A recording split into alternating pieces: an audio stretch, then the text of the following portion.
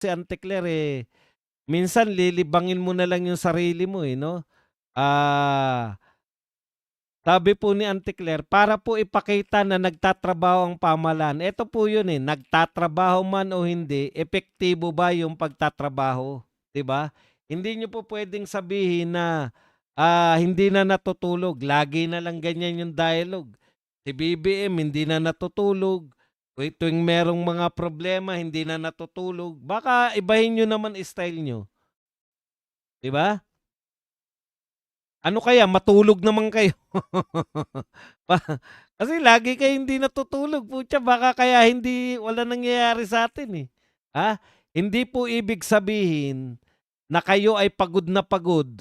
Hindi po ibig sabihin na kayo po ay kinakailangan po epektibo rin yung pagtugon. Hindi po ibig sabihin na absuelto na kayo. Alam niyo, mga kapatid, nasanay na 'tong gobyerno na tinotokis lang tayo, eh. Ang laki ng problema natin ng flood control. Tinokis lang tayo. Maganda kayo, mahiya naman kayo, maganda kayo, hindi kayo, magpapasko ng utang hindi kayo, ah, maraming magpapasko sa bilangguan, hindi magiging masaya Pasko niyo. Panay tokis, wala naman po talaga kayong ginagawa, mga kapatid. Wala naman ginagawa talaga wala pong nalutas ni isa. Lahat ng naging suliranin natin, hindi po nalulutas. Natatabunan na lang ng iba pang suliranin. Wala naman kayong nalutas sa flood control, 'di ba? Napanagot niyo na ba? Alam niyo, kilala na ng mga tao ang mga mastermind sa flood control. Ang tanong, napanagot niyo ba? Ngayon eto na naman, bago na naman. Lagi nilang sinasabi, akala nila 'pag nakatokis ka na, okey na yun. Sinasabi nila wala tayong kontrol sa lintik na, presyo ng langis. Tama naman yun, pero kaya po nating kontrolin yung itinataas ng presyo. Halimbawa po, ito sinasabi ni Congressman Anis Marcoleta.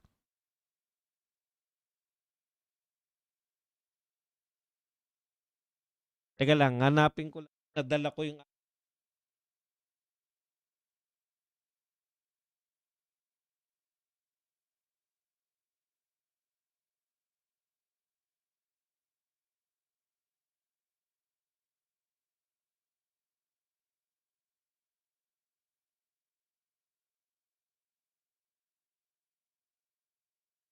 halimbawa po sa hearing, tinatanong niya yung mga opisyal ni Marcoleta, may tinanong po siya. Kasi eto batayan ni Marcoleta, simple lang, Actually, pinipilosopo lang tayo ng mga taga-gobyerno, Tinutokis, pinipilosopo, pero wala po silang aksyon. Ang sabi po ng Pangulo ng Pilipinas, 'di ba? Merong tayong 50 to 60 days na oil buffer. Ibig sabihin, kung 2 linggo pa lang, sana hindi pa nagtataas ng presyo. Kung magtaas man ng presyo, hindi gano'n kalaki, 'di ba? Ngayon, 50 to sabi naman ng mga opisyal na tinatanong ni Marcoleta, alam niyo po, kinakailangan din po nilang i-replenish yung supply nila, Mahal na po yung bibili nila sa susunod. Sa'tin kasi simple lang, 'di ba? Kung binili mo 'yan, halimbawa, binili mo 'yan sa dating presyo, tapos ibebenta mo ng mahal ngayon, doble-doble na yung kinita mo nung mga oil companies. Yun po yung hindi namo-monitor. Lagi po sinasabi nila, yun na lang nga po ginagawa, Wala na nga po silang ginagawang kakaiba, 'no? Ang laging sinasabi ng kahit sino, mino-monitor namin, binabantayan namin, nag-iisip ng paraan, gumagawa ng paraan, naghahagilap na kami ng mga, pampalit. Panay mga future tense eh. Ang present tense lang nila na ginagawa, laging minomonitor. Ngayon, pati pala pag monitor, hindi po nila ginagawa. Paano natin nalaman? Tinanong sila direkta eh. Kasi nangangatwiran po sila. Yan yung problema eh. Instead na nagtatrabaho, nangangatwiran po. Sabi nila, hindi naman po pwede na ubusin yung ano, di ba? Ang sabi nila, hindi po pwedeng ubusin yung langis nito bago tayo bumili. Dapat nire-replenish. Mahal na po yung bili nila eh. Ang tanong ni Marcoleta, tinignan nyo ba kung magkano yung bili nila? Di ba? Katwiran lang yan eh. Direkta, tinanong sila, tinignan nyo ba kung magkano yung bili nila? Pinakita ba sa inyo ng oil company kung saan sila bumili at magkano bili nila? Hindi naman pala nila nakita. Putya, para saan yung monitor na sinasabi nyo? Monitor na lang nga, hindi nyo pa nagawa. Alam nyo ba yung monitor? Para ka nang walang ginagawa nun. Yun na lang pag monitor, hindi mo pa nagawa. Kaya napilitan na, nag-walk out na yung mama eh. Kabuisit. Simple lang yung punto ni Marcoleta. Kung binili niya yan ng mas mura, huwag niyong itaas ng mataas na mataas. Saan ka nakakita? Ano po anong ginagawa ng gobyerno? Minomonitor namin. Puta, monitor na nga, hindi mo pa tinignan. Magkano ba presyo? Saan kayo bumili? Bakit ang taas ng presyo natin? Hindi po monitor yung ginagawa nyo. Anong uri ng monitor? Yun na lang nga ginagawa, monitor na lang nga. Hindi nyo na nga napipigilan yung pagtaas eh. Hindi na nga sinabing monitor na lang, monitor. Alam nyo ba yung monitor? Tutunganga ka na lang, pumikit ka pa. Ano trabaho mo?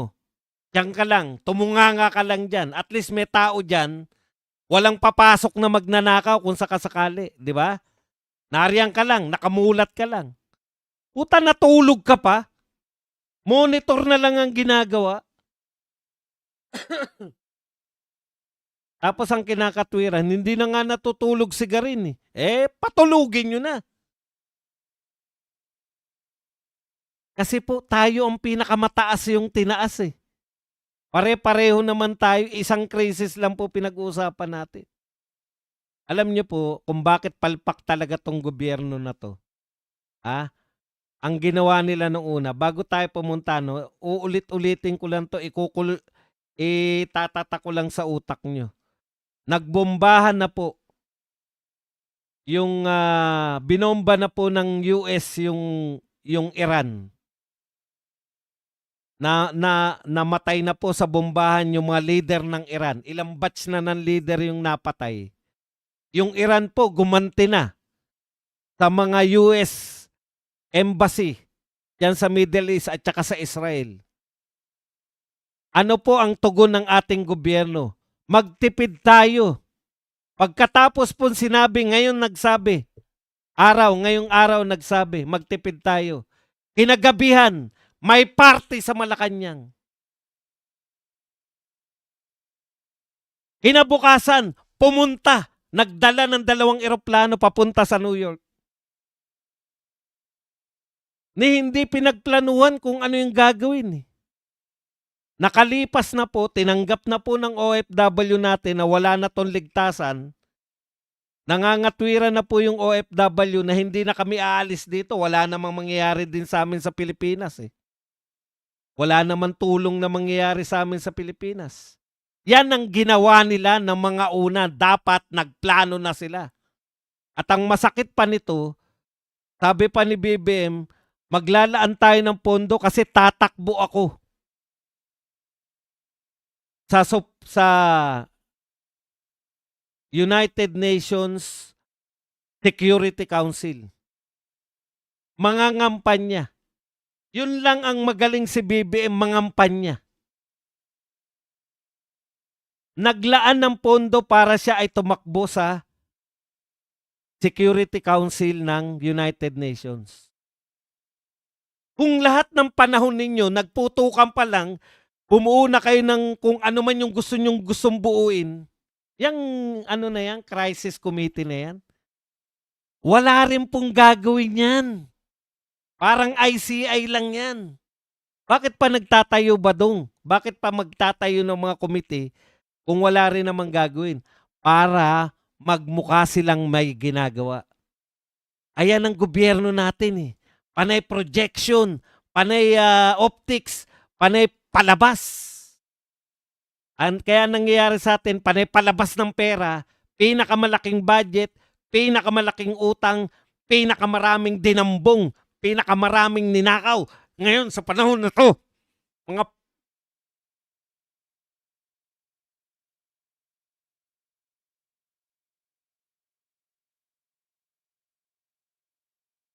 ngayon nag full blown na. Binobomba na yung mga kung ano-ano. Wala pa rin. Wala pa ring malinaw. Naghahanap na po tayo ng mabibilhan. Kaya po mayroong diplomatic relationship sa bawat bansa. Matagal ko nang sinasabi ito. Kaya tama si Tatay Digong na friends to all, enemies to none, kasi you didn't know what will happen in the future. You will not know. You have no wala kang bolang kristal. Hindi mo alam kung ano mangyayari sa kinabukasan. Kaya ang dapat ginagawa mo ngayon, nagtatanim ka.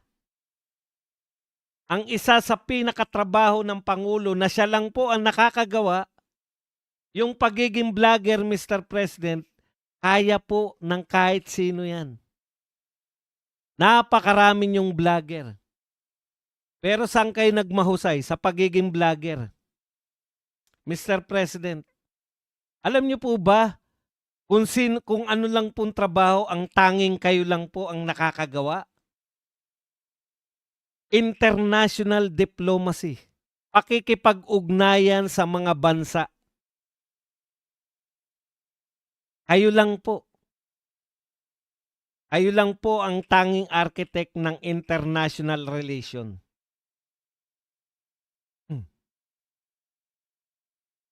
Di po ba? Ngayon, parang walang silbi, di ba? Kasi nag-all out kayo. US lang ang kakampi namin. Lahat yan. Akala nyo ang laki-laki, no? Nakita nyo po ba? Sa mga madadaldal na anti-China. Nakita nyo po ba nangyayari? Yan po ang tunay na labanan.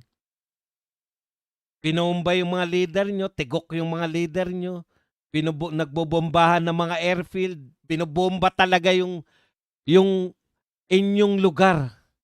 Winawasak yung mga paggawaan ninyo ng mga missile. Bilang ganti naman, binobomba naman ng Iran yung Israel, binobomba ng Iran yung binobomba ng Iran yung lahat ng mga barko na nariyan. Yan po ang mga tunay na labanan. Masyado tayong sa mga maaarte, ang aarte ng mga politiko dito sa atin. Masyado tayo nagpadala dyan sa mga lintik na yan, na binomba ng tubig. Ay, kawawa naman kami. Kami na ang sentro ng mundo, inaapi kami. Yung mga binomba na patayan ng mga leader, bumawi lang. Pagtanggol namin, bawi kami. Binomba rin nila. Tayo tubig pa lang, kala mo, kumuha na tayo ng malalaking usap na pinakamuhian na natin. Huwag na tayo makipag-usap dyan sa mga yan. Kalaban na natin yan. Demonyo yung mga yan kasi binomba tayo ng tubig. Ay, yung Iran at US nga gustong mag-usap eh. Nagkapatayan na bawat parte. May namatay sa US, may mga namatay sa Iran, may namatay sa Israel. Ang dami na pinsala. Pwede silang mag-usap. Ang tawag dyan, diplomatic relationship. Mr. President, ikaw lang ang may kakayahan yan. Nagpadala kayo mga Tariela na yan. Ngayon, bakit hindi kumikibo sila Tariela, si Carpio, sila Trillanes, sila De Lima, sila Hontiveros? Bakit hindi sila makakibunga yun kung saan tayo kukuha ng mga langis? Mr. President, that's why you have international relationship para sa mga ganitong pagkakataon. Alam niyo ba, Mr. President, dumaan ang bansang Pilipinas at ang mundo kamakailan lang? Dumaan tayo sa pinaka-worst na problema ng mundo, pandemya. Never nagalit kami sa presidente nung panahon ng pandemya. May mga namamatay, tangkatutak, totoong problema, totoong krisis. Nangangailangan ng bilyong-bilyon. Pero hindi ganito kasakit. Kasi ano lang yung pagkakaiba natin noon, Mr. President? May presidente kami na ang puso niya ay maglingkod. May presidente kami na hindi inuuna ang magparty kaysa magplano. May presidente kami na hindi inuuna ang mamasyal para umatin sa kababaihan. Kababaihan yun, Mr. President. Lalaki ka eh. Ba't ka atin dun? Kasi, Mr. President, kasi inimbitahan ka? Sabik ka ba sa imbitasyon? Nag-aaksaya tayo ng pera habang wala tayong ginagawa. Hinayaan lang natin tumaas.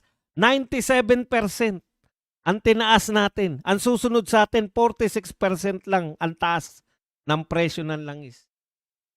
Bakit tayo biglang tumaas? Tinanong ni Marcoleta yung mga tauhan mo, Mr. President. Natignan nyo ba? Tinignan nyo ba yung record ng mga oil companies? Saan sila bumili? Bakit tumaas? Monitoring lang, Mr. President. Wala pa kayong inuutos na kung ano. Imo-monitor lang. Hindi namin tinignan. Pag mo-monitor na lang, hindi pa kaya eh. Paano? Anong direksyon ang ibibigay ng Pangulo?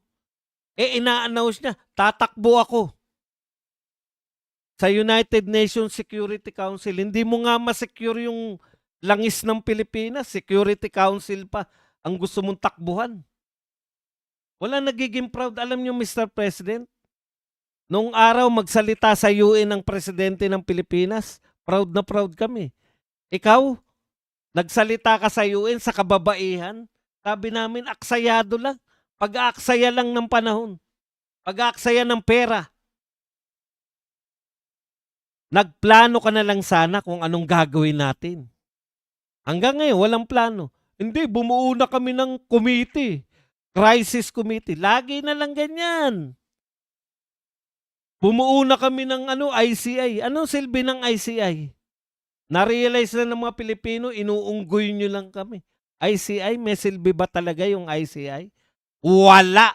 May napakulong ba yung ICI? Meron siguro, mga maliliit. Yung mga pinapris ninyo na mga pera sa AMLAC na ang lalaking balita. Uy, na-press na. May ginagawa pala gobyerno na press. Ang kahulugan pala ng press, panandali ang hindi ka muna mag-withdraw.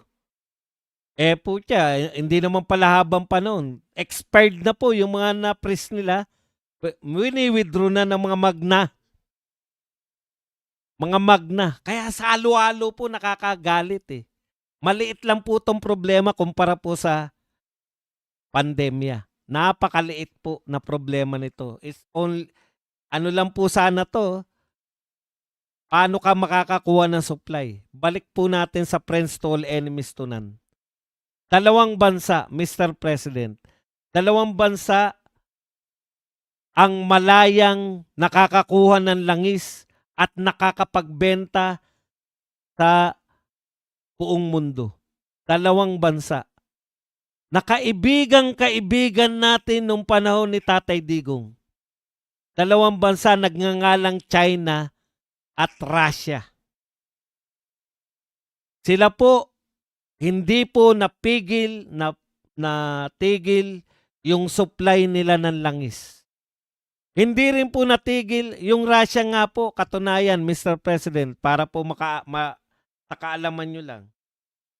Dati pong, may US embargo, ipinagbawal po ng US ang pagbili sa Russian oil. Pero dahil sa kakapusan po ng langis sa buong mundo, pinayagan na po nilang magbenta ang Russia ng langis nila.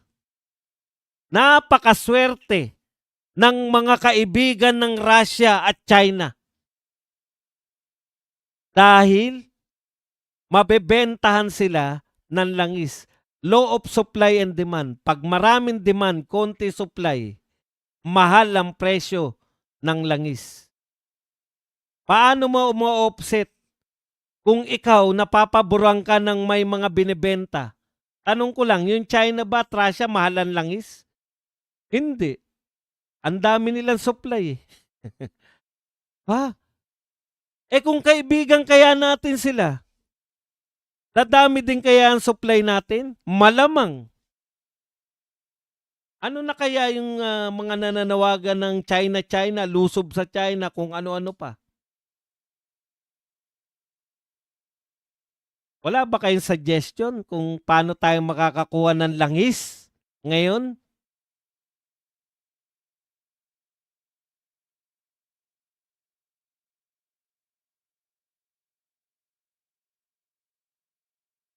Wala ba kayong solusyon? Carpio? Tariela? Kibo? Meron palang solusyon si Kibo. Pinatitigil niya ang pagharang sa Strait of Hormuz. Ang tindi, hindi mo mga mapatigil yung pambobomba ng China ng water cannon eh.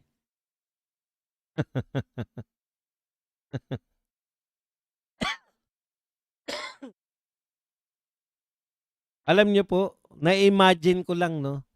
Kaibigan-kaibigan ni Tatay Digong si Xi Jinping tsaka si Putin. Putya, baka nanatili lang na mura yung ating langis eh. Kasi wala tayong magiging problema sa... At very willing, alam niyo po kung bakit very willing na tulungan tayo na Russia tsaka ng China? Sa totoo lang po, ginagamit tayo ng US, ginagamit lang din naman tayo ng China tsaka Russia eh. Matutuwa po sila kasi ang Pilipinas po ay siya po talaga yung talagang dito sa Southeast Asia yung pinakatuta ng US noong araw pa. Kaya po ganun na lang yung tuwa ni Xi Jinping nung nakipagkaibigan si Tatay Digong eh. Kaya buo sa atin yung suporta, di ba? Yun po yun. Wala po tayong pakialam. Ang utak ni PRRD, it's about time na tayo naman ang manggamit sa mga superpowers. Nakakita ng presidente ng Pilipinas na ginamit niya yung mga superpowers para sa kapakanan naman ng Pilipinas. Ang tagal-tagal na natin tuta ng Amerika eh. Ang tagal-tagal na rin nating mahirap. Nung panahon ni Tatay Digong, ginamit niya yung kanyang diplomasya para tulungan tayo ng China, tulungan tayo ng Russia, at saka ng mga kaalyado ng US. Alam nyo ba utos ng US? Uy, buhusan nyo ng tulong yan, yung mga kaalyado kaya dyan. O kala nyo ba si Tatay Digong China lang? Huwag kayong maniwala dyan. Propaganda lang nila yan. Gumagawa nga sa Davao yung malaking, yung bumutas nung mga, anong tawag doon? Nung tunnel doon eh. Hapon eh. JICA eh. Yang gumagawa ng nating antagal ng panahon na pangarap na magkaroon tayo ng subway. JICA yan. Japan yan. Oh. Ganun po maglaro si Tatay Digong. Kaibigan niya lahat. Kaibigan niya Japan, US, Australia, Canada. Pati Russia at China. Sayang, Mr. President. Yan po yung papel ng diplomatic relationship na nagawa na, itutuloy nyo na lang. Hindi naman nakipag-away si Tatay Digong sa US eh. Kaibigan pa rin naman natin yung US eh.